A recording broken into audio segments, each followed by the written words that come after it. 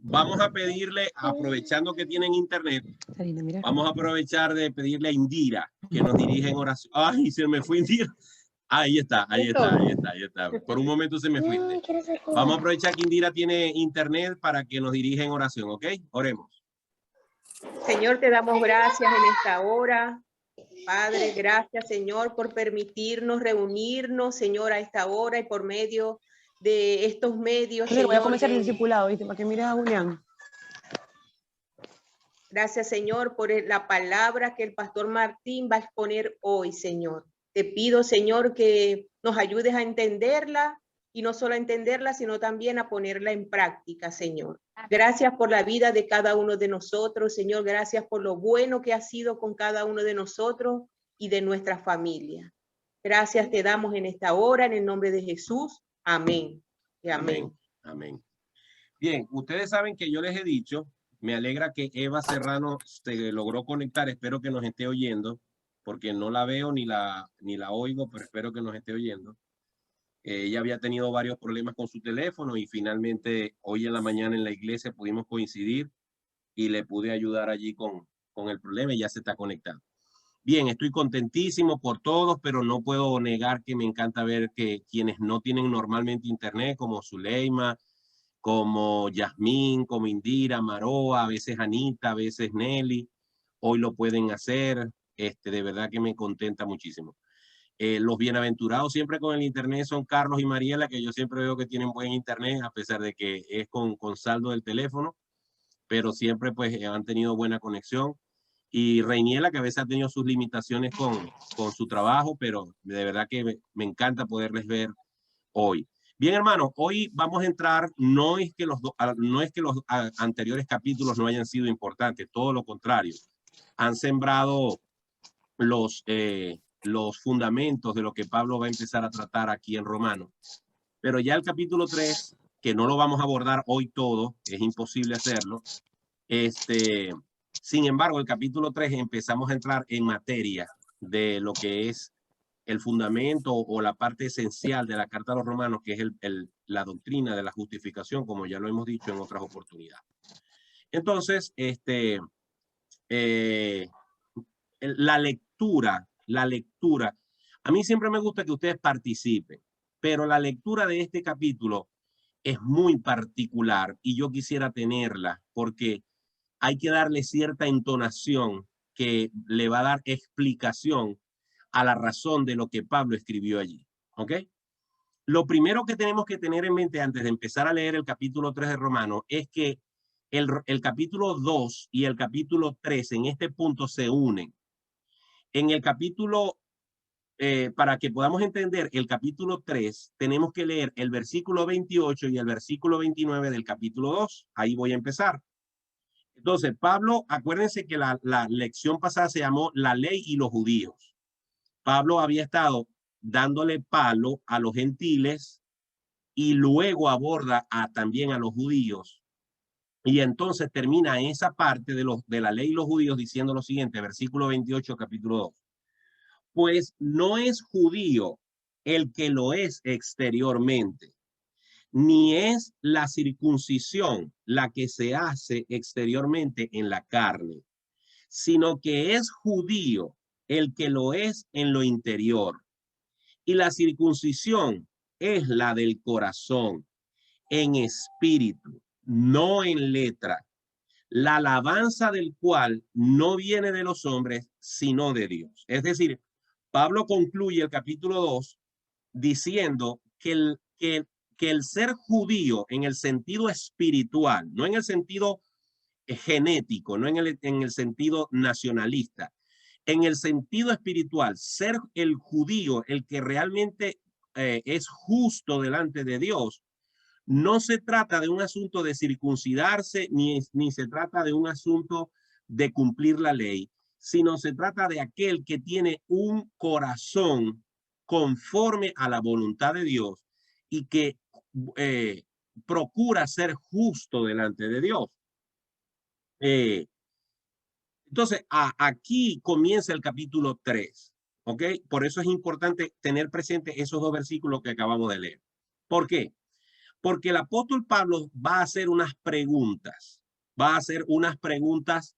que él mismo va a responder. Cuando las preguntas se hacen de esta forma, es decir, preguntas que tienen en sí misma la respuesta, se le llaman preguntas retóricas. Por ejemplo, cuando yo le digo a mis hijos, ¿tú crees que yo no soy tu padre?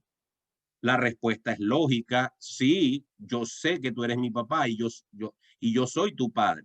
Pero la pregunta se hace para reflexionar. Eso se llaman preguntas retóricas. Aquí quizás no es una pregunta retórica, pero sí es una pregunta que Pablo se hace a sí mismo porque él se está anticipando a lo que los enemigos del evangelio iban a decir en contra de Pablo. Entonces, el capítulo 3 comienza con una de esas preguntas. Observen lo que dice el capítulo 3.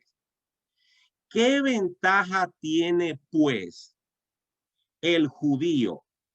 ¿O de qué aprovecha la circuncisión? Es decir, el apóstol Pablo acaba de decir en el verso 28 y 29 que ser judío no es un asunto de nacionalidad, que ser judío no es un asunto de guardar la ley, que ser judío no es un asunto de celebrar ceremonias y fiestas, que ser judío no es un asunto de circuncidarse. Pero para los judíos eso era ser judío.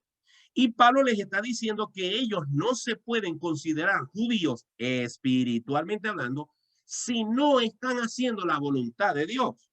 Entonces, Pablo comienza el capítulo 3 diciendo, ustedes seguro se van a preguntar, bueno, si guardar la ceremonia, si circuncidarse, si guardar el sábado, si considerarse del linaje de Abraham, no es ser judío, seguro que ustedes se van a preguntar, ¿qué ventaja entonces tiene ser judío?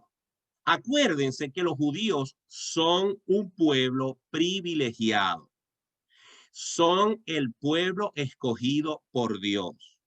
Son la nación que Dios se hizo para sí de un solo hombre llamado Abraham.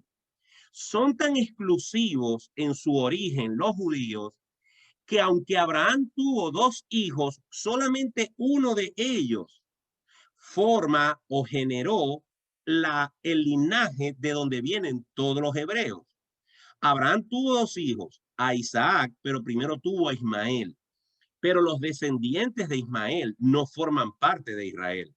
Los descendientes de Isaac son los descendientes que formaron luego el pueblo de Israel de donde vino el Mesías. Así de exclusivo, así de privilegiada es esta nación, es este linaje, es este pueblo que hay entre la humanidad.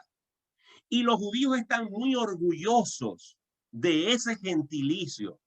Los judíos saben que el Antiguo Testamento dice que Israel es la niña de los ojos de Dios. La Biblia enseña en Génesis capítulo 12 que Dios le dijo a Abraham, bendeciré a los que te bendijeren y maldeciré a los que te maldijeren. Y los israelitas sabían que eso era para Israel. Incluso personas como yo seguimos creyendo que esa nación sigue siendo el pueblo de Dios, sigue siendo esa nación. Hay algunos cristianos que ya no creen eso. Y muchas de las profecías que están por cumplirse están relacionadas directamente con la nación de Israel. Y Pablo no deja de pensar eso. Pablo lo que está insistiendo es que ese orgullo por el gentilicio, ese orgullo por cumplir la ley, ese orgullo de creerse justificados porque están salvos por seguir una religión que ellos mismos se inventaron, eso es lo que Pablo les está criticando. Ustedes no se van a salvar porque por las venas les corra sangre de Abraham. Ustedes no se van a salvar porque se circunciden. Ustedes no se van a salvar porque celebren todas las fiestas judaicas. Ustedes no se van a salvar por esas cosas. Ustedes se van a salvar y van a ser justos delante de Dios si en el corazón ustedes realmente han tenido un cambio que solamente Dios puede dar. A eso es que Pablo se está refiriendo. Pero ¿qué pasa? Los judíos que escuchan eso van a decir, bueno, entonces, ¿de qué nos sirve ser judío? ¿De cuál es el privilegio de ser judío? Recuerden, la pregunta la está haciendo Pablo, no porque Pablo se esté cuestionando lo que él mismo ha dicho, sino que él se está anticipando a lo que ellos van a preguntar.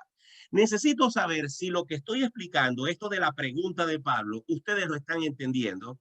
Voy a permitirle que abran sus micrófonos unos 2 minutos y me digan si lo están entendiendo, y si no, con toda la confianza me dicen, no, pastor, vuélvalo a explicar porque no lo estoy agarrando. A la perfección, pastor. Rainiela dice que bien, Yasmín también. ¿Todos estamos claros hasta allí? Esto es una pregunta, podríamos decir, una pregunta retórica. Es Sí, decir, entiendo. Pablo lo que se está es adelantando. Bueno, acuérdense que ellos no están conectados en Zoom como nosotros, que tenemos oportunidad de actuar interactivamente. Pablo se tenía que anticipar. Gracias, Zuleima. Pablo se estaba anticipando a lo que ellos iban a decir cuando recibieran la carta y la leyeran, y ya Pablo no iba a estar allí para poderla responder. Pablo lo que está diciendo, ustedes seguro van a decir, bueno, si esto que le está diciendo aquí es verdad, entonces, ¿cuál es la ventaja de ellos ser judíos? Como Pablo no está ignorando el privilegio de ser judío, entonces, en el versículo 2, él responde, se autorresponde a la pregunta. Es decir, sí es ventajoso, sí es un privilegio ser un descendiente de Abraham. ¿Cómo lo explica Pablo? Dice, mucho, mucho qué, porque la última pregunta que él se hace en el versículo 1 es, ¿o de qué aprovecha la circuncisión? Es decir, ¿de qué aprovecha ser judío? De mucho, en todas las maneras.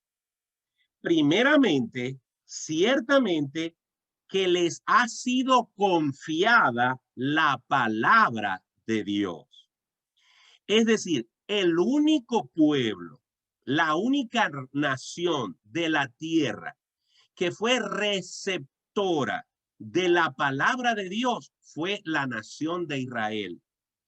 El mismo Moisés recibió de Dios las tablas de la ley.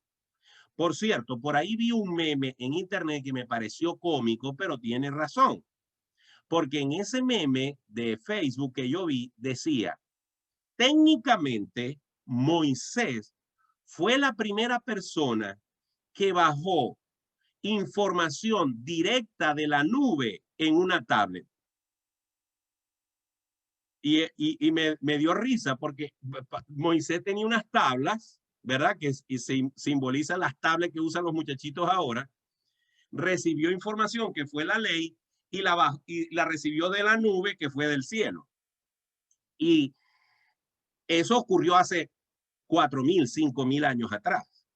Es la única nación que ha tenido ese privilegio y durante siglos ellos fueron los que resguardaron esas palabras que Dios habló. Todos los profetas y escritores de la palabra de Dios en el Antiguo Testamento fueron judíos. Ellos recibieron las profecías, ellos recibieron las promesas, ellos recibieron el derecho a ser la nación que diera a luz al Mesías que los salvaría a ellos y a la humanidad. Así que es una buena cosa ser judío. Es una buena cosa ser parte de esa nación. Lo que no es aceptable es que tú creas que eso te hace salvo.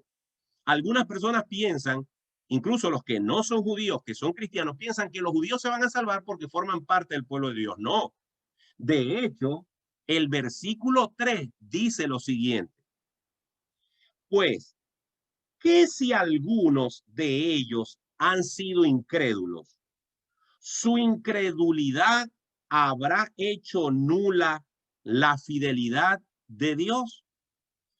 Miren, repito un versículo que ya yo lo he mencionado, pero que está muy conectado con esto. Durante siglos, los judíos estuvieron esperando un Mesías.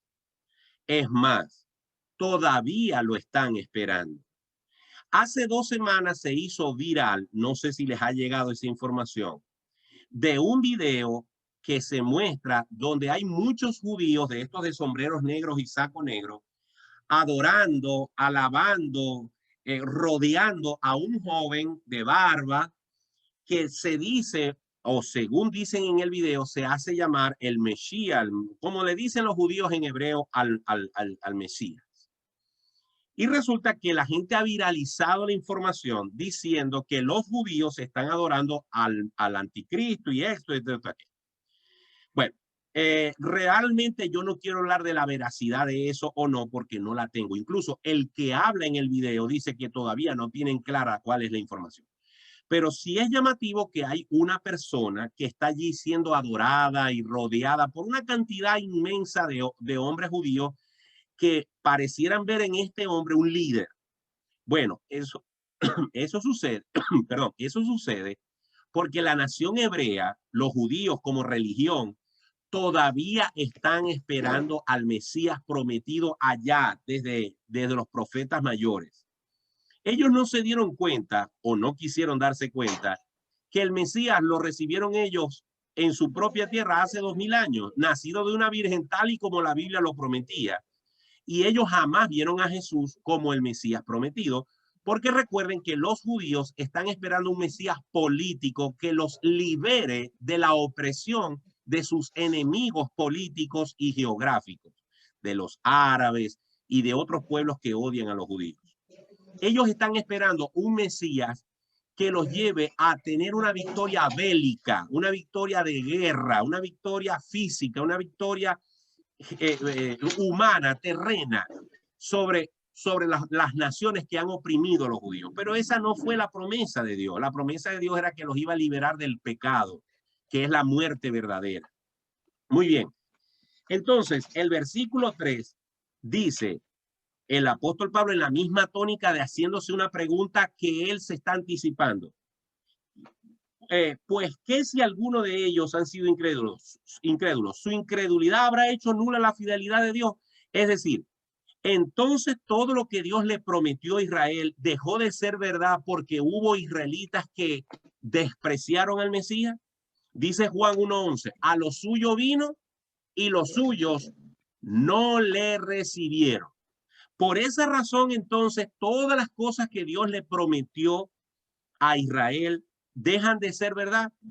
Esto es importante recordarlo porque, como lo acabo de decir hace unos minutos atrás, dentro de la iglesia cristiana evangélica hay personas y hay grupos, hay pastores y hay teólogos que opinan que Israel como nación dejó de ser esa nación exquisita, especial, maravillosa, apartada que Dios tenía. Ya Israel como nación es una nación igualita que las demás naciones del mundo. Ya Dios no tiene ese trato y esa preferencia y esa protección especial. Créanme, hay cristianos que defienden esa posición. Por cierto, cristianos que yo defiendo, respeto muchísimo, porque estoy de acuerdo con ellos en la mayoría de las cosas que los cristianos creemos. Pero en ese punto en particular, este tipo esta posición, esta escuela, esta forma de interpretar las escrituras, piensa que ya Israel es un país como cualquier otro, como Venezuela, como Cuba, como Estados Unidos, como Islandia, como Noruega o como cualquier otro. Pero yo no. Yo sigo creyendo que la nación de Israel es una nación que no ha perdido esa vigencia en el pacto que Dios tiene con ellos y que todavía no se ha terminado de cumplir por completo.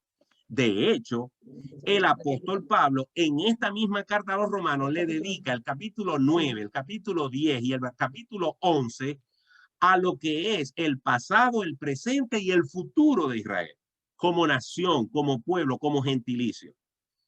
Las promesas de Dios no dependen del comportamiento de los hombres, porque si así fuese, entonces las promesas que Dios nos ha hecho a nosotros como cristianos dejarían de ser porque nosotros también le hemos sido infieles al Señor. Ustedes se imaginan que Dios no nos diera el gozo que nos promete, no nos diera la paz que nos promete, no nos proveyera las bendiciones que necesitamos, no nos sostuviera como nos sostiene todos los días, si nos pagara conforme a nuestra infidelidad. Si así fuese, entonces todos los cristianos estaríamos como una flor marchita porque no tendríamos la ayuda y la asistencia del Señor. Pero las promesas de Dios y los pactos de Dios no dependen del comportamiento del hombre, sino de la soberanía y de la palabra de Dios que no va a pasar porque Él tiene una palabra firme que no pasará. De tal manera que el apóstol Pablo contesta en el capítulo 4 tajantemente, de ninguna manera. Es decir, ¿qué es de ninguna manera? Que se anule la fidelidad de Dios. Es más, Pablo dice, antes bien, sea Dios veraz y todo hombre mentiroso, como está escrito, para que seas justificado en tus palabras y venzas cuando fueres juzgado. Mire, si todos los hombres de la tierra se hubiesen y se pusiesen de acuerdo para llamar a Dios mentiroso, ni aún así ellos tendrían la autoridad moral para hacer a Dios mentiroso. Siempre la palabra de Dios se va a hacer patente. Siempre la palabra de Dios va a brillar en medio de la oscuridad.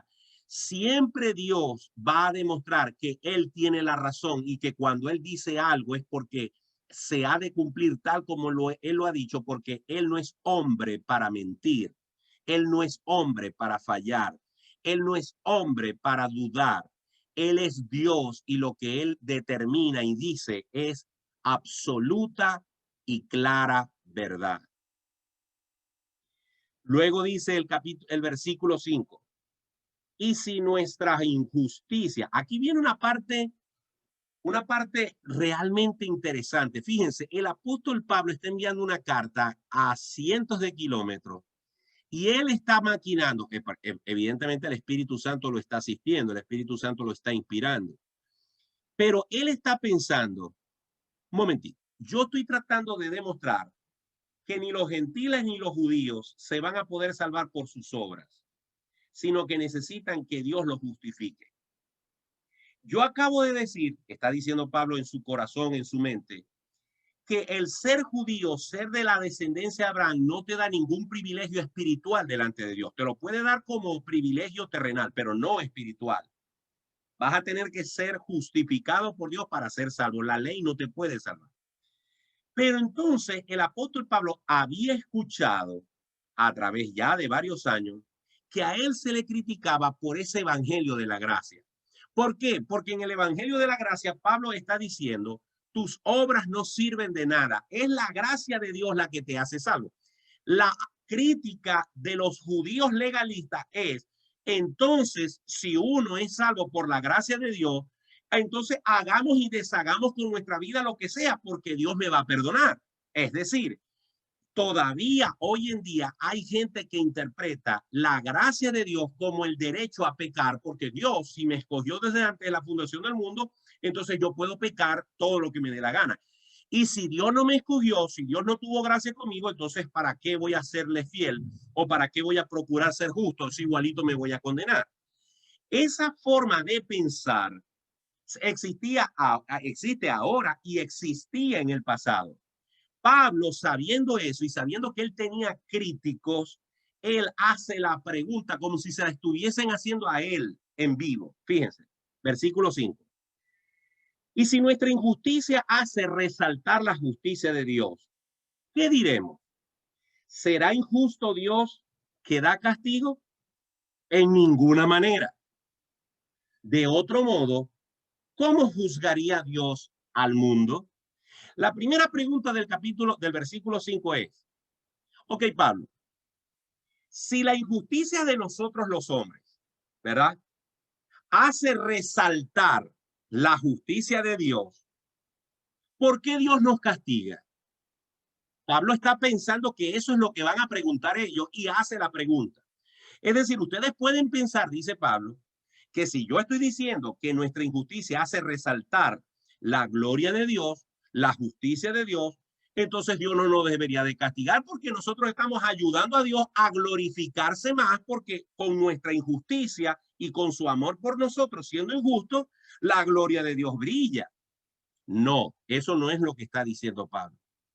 Pablo está diciendo que la misericordia de Dios para el hombre que no nos consume conforme a nuestros pecados, que la gracia de Dios para el hombre pecador Y la justificación del hombre para el hombre que no se puede justificar a sí mismo es lo que realmente hace glorioso al Señor.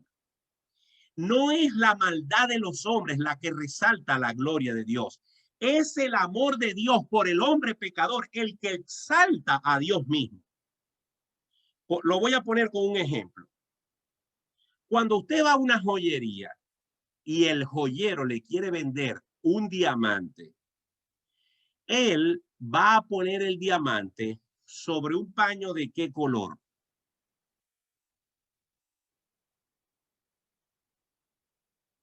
Rojo. Rojo. Un Pero paño verde. hay uno más común. Verde. Verde. Azul. No.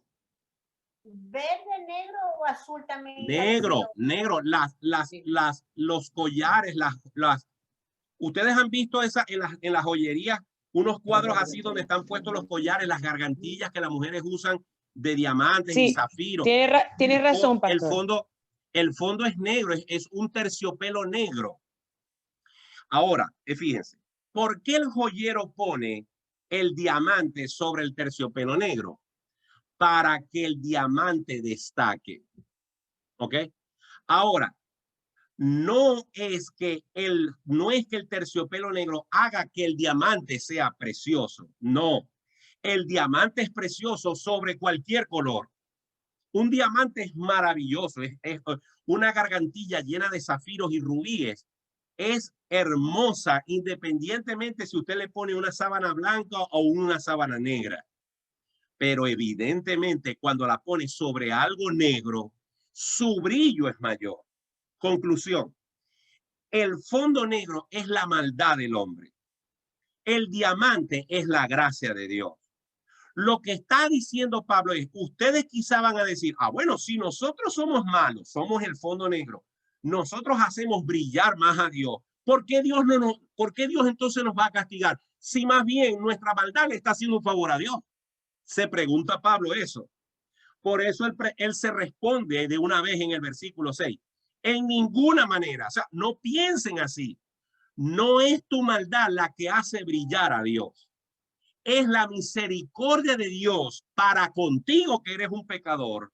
Es la gracia de Dios para ti que eres digno de muerte eterna. Es el amor de Dios que te ha dado a su Hijo Jesucristo el que hace que Él brille en el universo, que Él brille como el Dios de amor que es. Solamente que tu maldad hace que esa gracia tenga mucho más resplandor.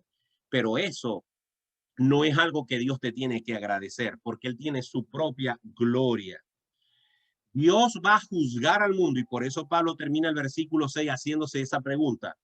Dios juzgará al mundo por el simple hecho de que el mundo está lleno de pecadores. Luego en el verso 7 dice Pablo, pero si por mi mentira la verdad de Dios abundó para su gloria, ¿por qué aún soy juzgado como pecador? ¿Y por qué no decir? Entonces Pablo aquí abre un paréntesis. Estos versículos, hermanos, hay que leerlos pausadamente y hay que hacer uso de todo nuestro conocimiento en castellano. Esto es muy importante. ¿Por qué? Porque en el versículo 8 Pablo dice, ¿y por qué no decir? Y abre un paréntesis. ¿Ok?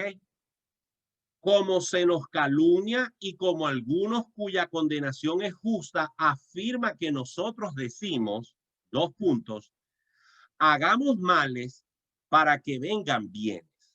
Este versículo 8 lo voy a tratar de interpretar desarmándolo. Primero, el apóstol Pablo en este versículo está denunciando, entre los paréntesis, que hay personas que calumnian a Pablo y a quienes predican el evangelio que Pablo predica. De este versículo podemos sacar esa conclusión, una de las conclusiones, que allá en Roma, allá en Galacia, allá en Efesio, en muchas partes, Pablo tenía enemigos. Enemigos que cuando oían hablar del evangelio de la gracia, calumniaban a Pablo diciendo, este hombre está predicando algo que no lo podemos aceptar.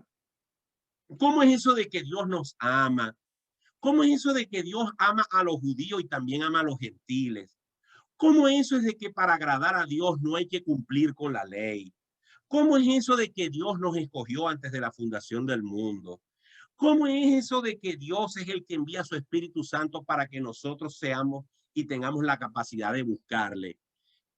¿Cómo es eso de un evangelio que le quita al hombre todo mérito y se lo da todo a Dios? Eso no puede ser. Los críticos de Pablo pensaban así, porque todos los religiosos dicen que su religión es la que salva, que su metodología religiosa es la que le permite ser justificado delante de Dios.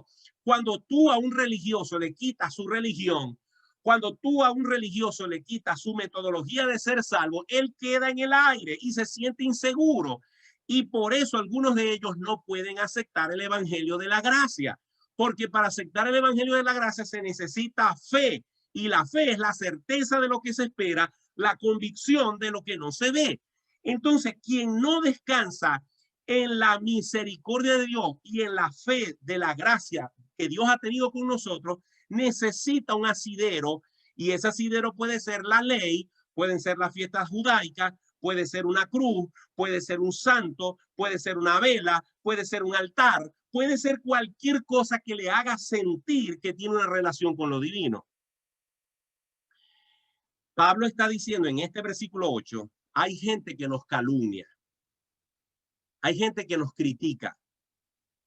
Y Pablo está diciendo en este versículo 8, que según esos hombres que critican a Pablo, Pablo está predicando un evangelio de libertinaje. Por eso es que él termina diciendo, hagamos males para que vengan bienes.